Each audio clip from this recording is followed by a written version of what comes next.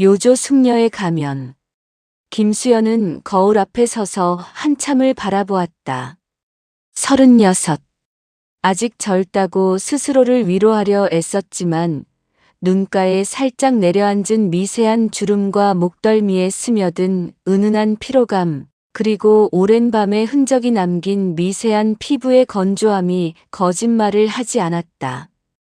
그녀는 천천히, 아주 천천히 미소를 지었다. 그 미소는 수십 년 동안 연습한 것이었다. 입술 끝을 살짝 올리고 눈을 부드럽게 접으며 고개를 약간 기울이는 각도까지 완벽했다. 거울 속 그녀의 얼굴은 부드러운 조명 아래서도 차분하고 고와해 보였다.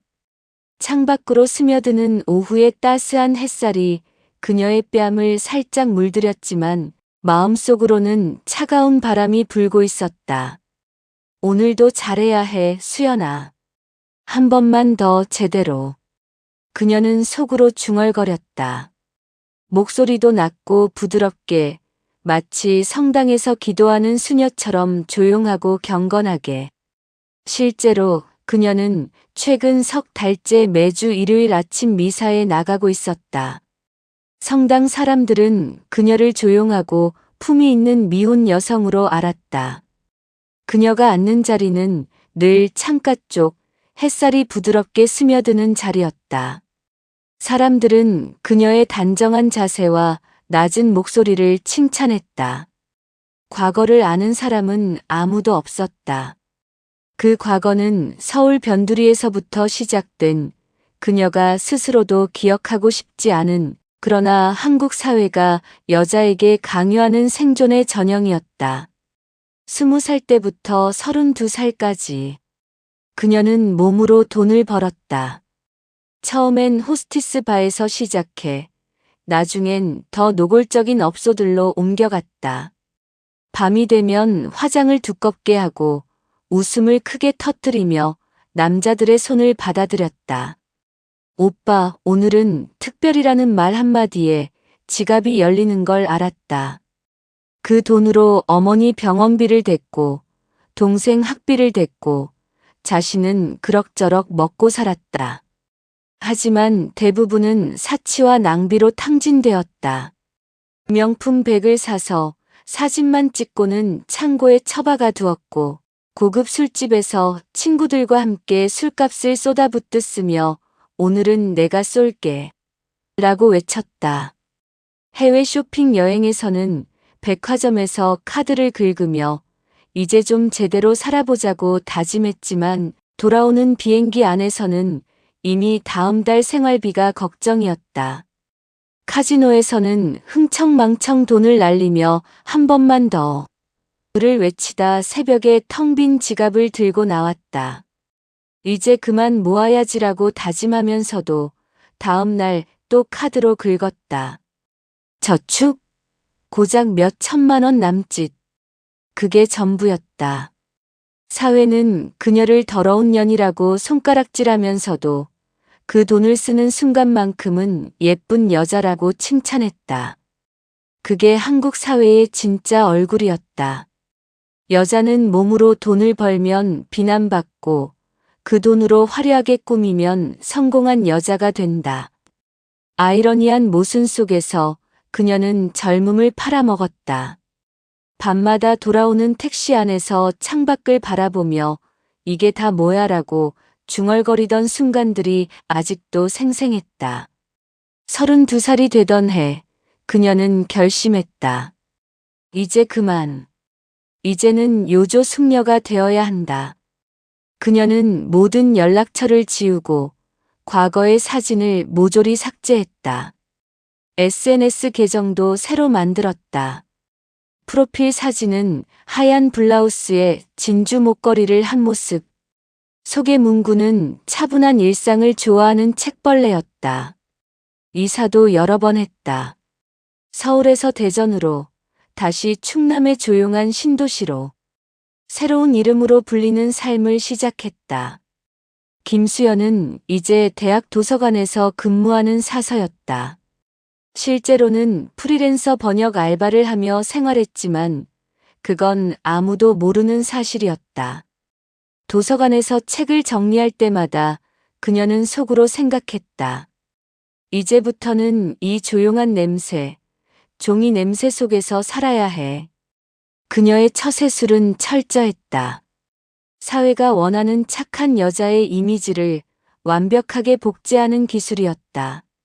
첫째, 절대 먼저 말을 길게 하지 않는다. 네, 맞아요. 저도 그 책 좋아해요. 그 한마디로 끝.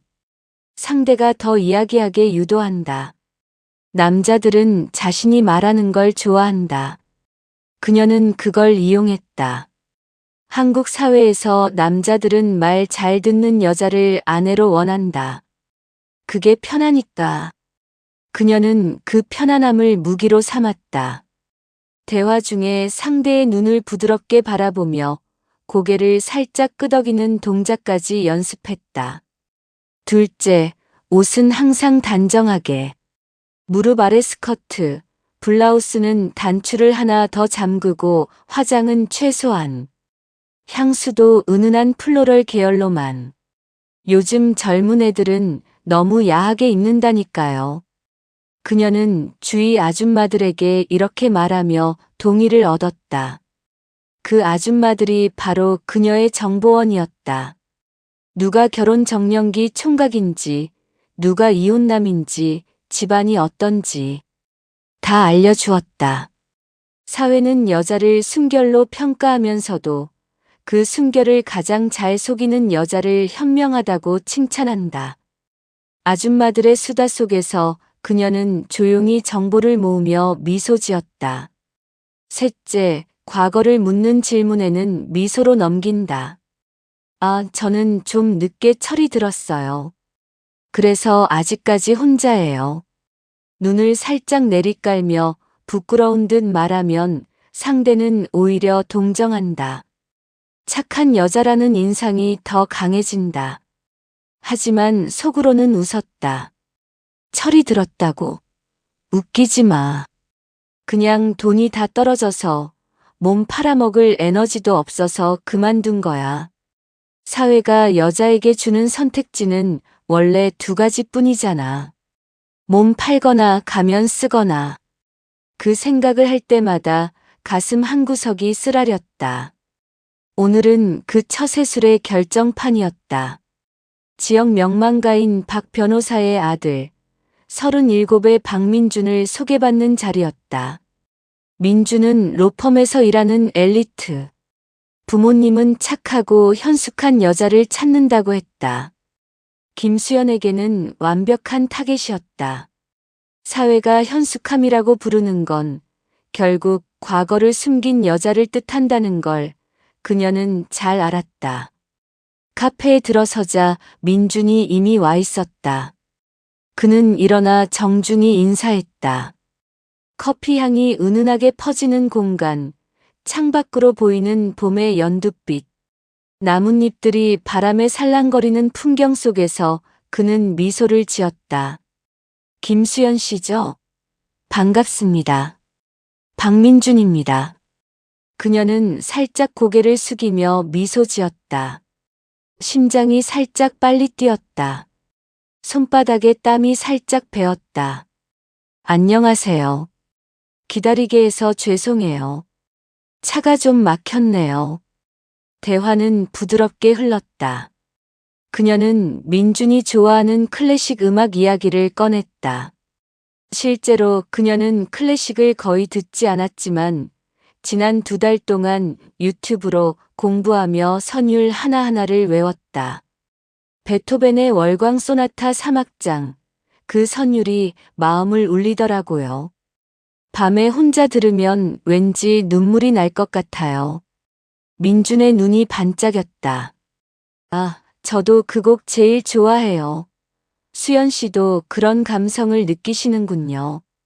의외로 공감대가 있네요. 속으로 그녀는 웃었다. 됐어. 첫 번째 고비는 넘겼어. 하지만 마음 한구석이 아렸다. 젊은 시절, 그녀는 이런 대화를 나누는 남자들에게 몸을 팔았다. 그들은 너는 참 예쁘다고 하면서도 새벽에 돈을 세며 다음엔 더 싸게 해라고 했다. 지금 민주는 그녀를 순수한 여자로 보고 있다.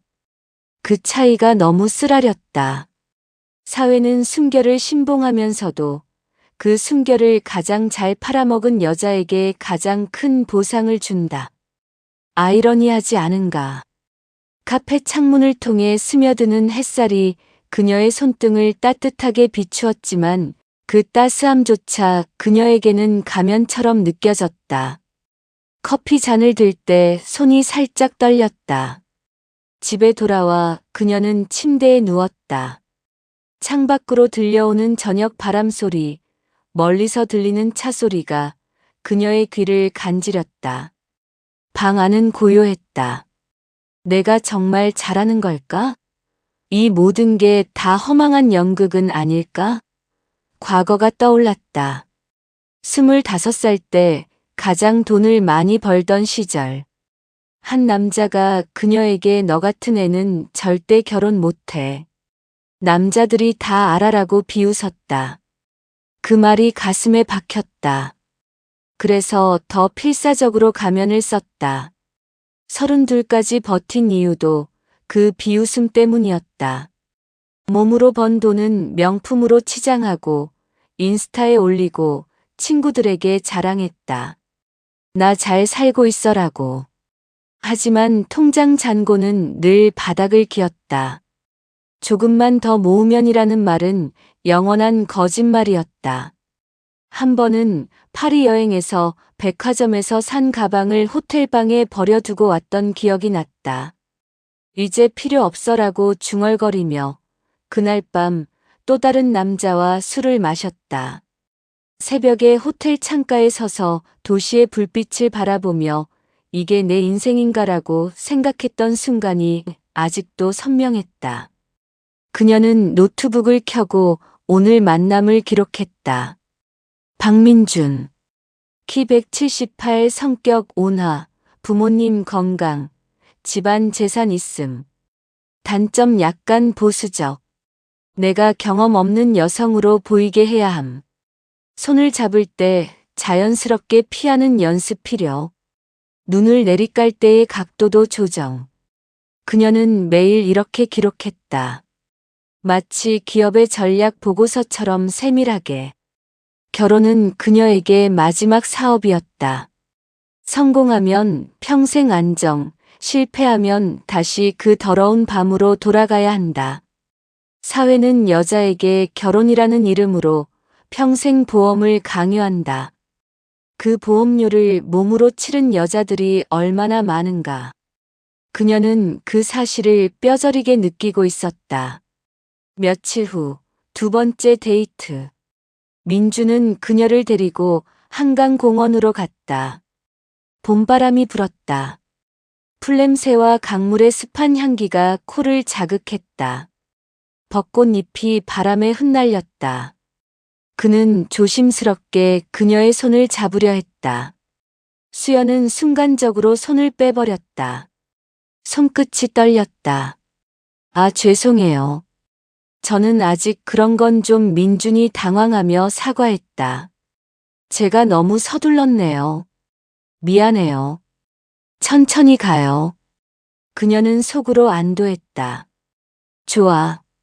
순결한 척하는 게 아직 효과가 있네. 하지만 그날 밤 그녀는 울었다.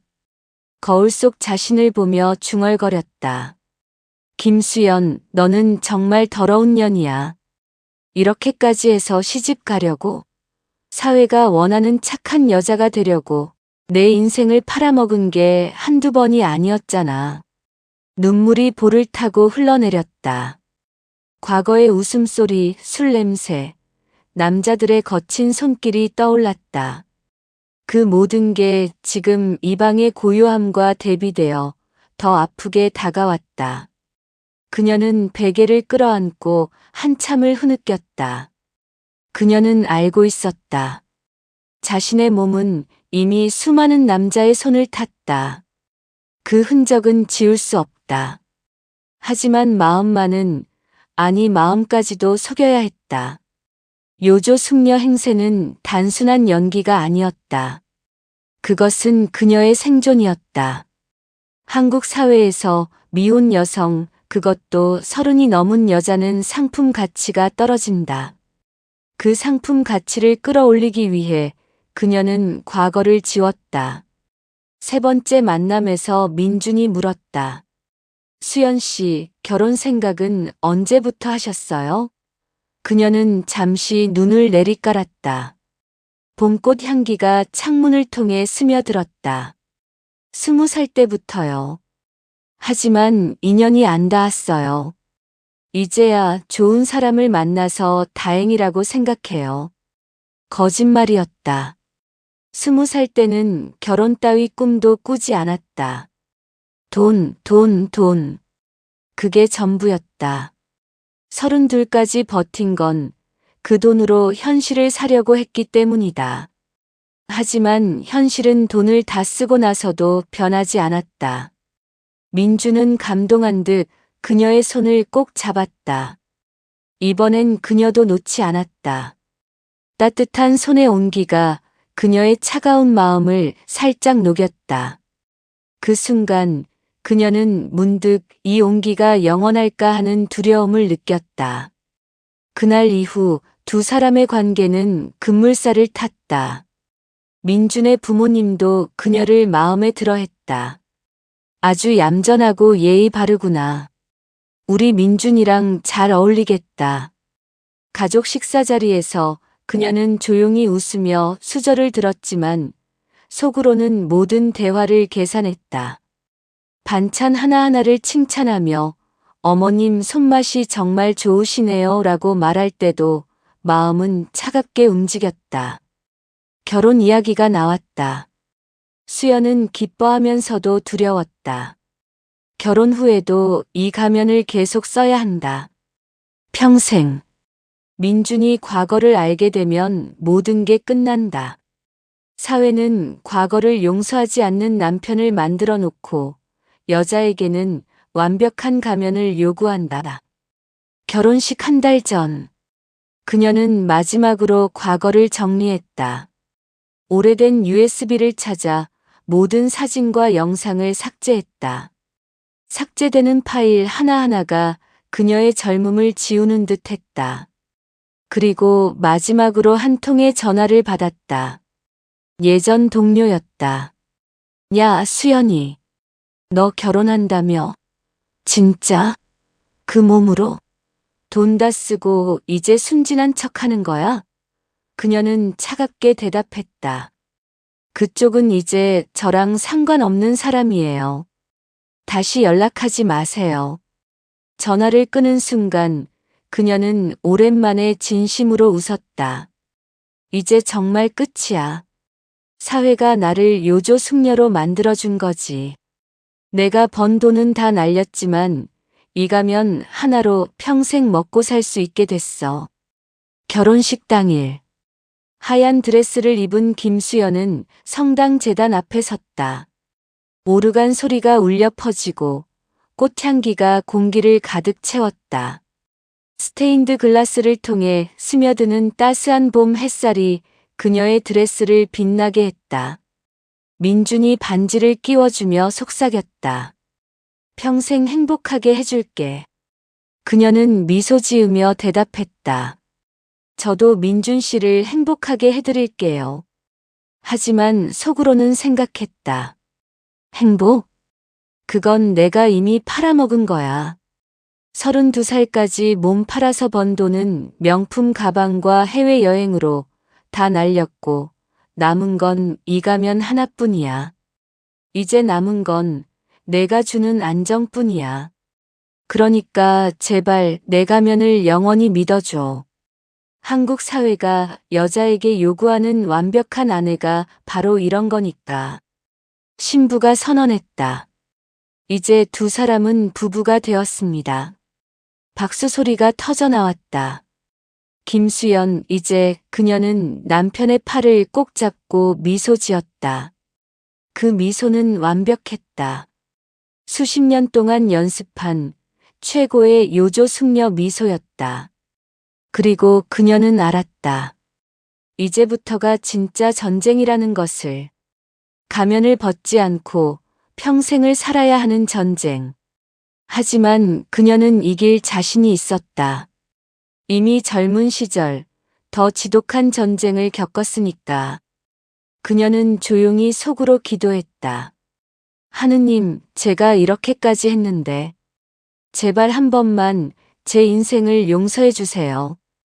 아니, 용서 안 해도 돼. 어차피 이 사회가 나를 이렇게 만들었으니까. 성당의 스테인드 글라스 너머로 따스한 봄 햇살이 그녀의 얼굴을 비추었다. 그 빛 속에서 그녀의 눈동자는 여전히 차갑고 계산적이었다. 노처녀가 된 몸으로 요조 숙녀 행세로 마지막 승부를 건 여자의 심리였다. 그리고 그 승부는 지금 이 순간부터 시작되었다. 사회가 순결을 외치면서도 그 순결을 가장 잘 속이는 자에게 상을 주는 이 아이러니한 세상에서 그녀는 드디어 승자가 되었다. 적어도 겉으로는.